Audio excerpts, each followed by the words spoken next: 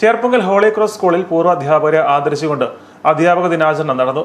സ്കൂളിൽ സേവനമനുഷ്ഠിച്ച് വിരമിച്ച അധ്യാപക അനധ്യാപകരെ അധ്യാപക ദിനത്തിൽ സ്കൂളിലേക്ക് ക്ഷണിച്ചു വരുത്തി ആദരിക്കുകയായിരുന്നു.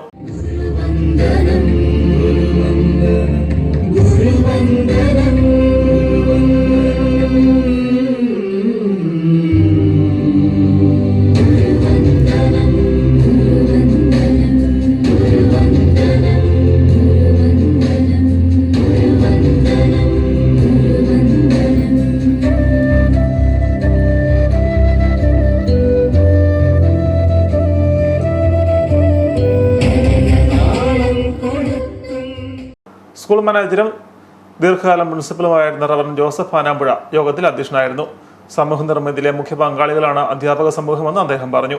സംഘാടകരെ ഞാൻ പ്രത്യേകം അഭിനന്ദിക്കുന്നു.